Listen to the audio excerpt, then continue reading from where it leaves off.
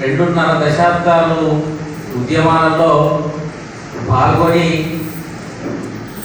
చాలా విషయాలలో ఒక ప్రశ్న, ఒక స్పందనను ఎప్పటికీ రేకెత్తించేటువంటి మా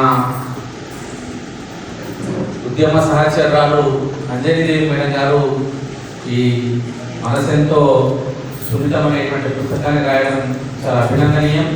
వారికి డెమోక్రటిక్ టీచర్స్ ఫెడరేషన్ రాష్ట్ర కమిటీ పక్షాన శుభాకాంక్షలు, అభినందనలు తెలియజేస్తూ చాలా విషయాలు సరైనలో స్పందించినారు.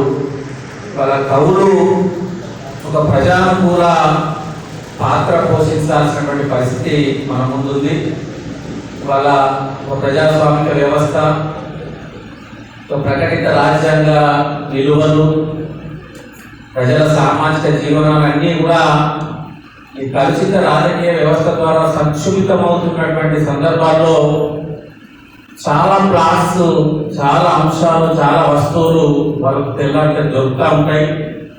కాబట్టి వాటన్నిటి మీద స్పందించి ఒక ప్రజానుకూల కవిత్వాన్ని మరింత పండించాలని చెప్పేసి నేను మిత్రులందరినీ కోరుతూ, మరీ ముఖ్యంగా కరీంనగర్లో అయితే ఎంత ఉత్పత్తి అవుతుందంటే కవిత్వం అనేది ఈ సాహితీ సోపతి తెలంగాణ రచయితల వేదిక ద్వారా అనునిత్యం ఎన్నో అంశాల మీద వందల వేల పుస్తకాల ఆవిష్కరణలు జరుగుతాయి. అందులో మరీ ముఖ్యంగా మన శ్యాంప్రసాద్ గారు అయితే కొన్ని డజన్ల కొద్ది కార్యక్రమాల్లో వాళ్ళు ఒక ముఖ్య అతిథిగా ఉండడం అనేది కూడా చాలా సంతోషకరమైనటువంటి విషయం.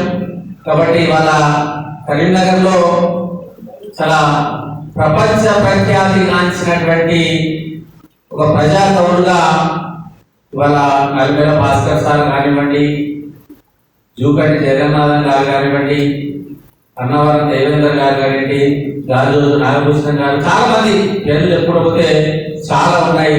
వాళ్ళ ప్రపంచీకరణ వెలుగులో నుంచి వాళ్ళ ఫాసిస్టు వ్యవస్థ ప్రారంభమై కొనసాగుతూ రేపు ఏం జరుగుతుందో అర్థం కాని స్థితిలోకి నెట్టబడుతున్నటువంటి సందర్భంలో చాలా కవిత్వాలు వస్తున్నాయి.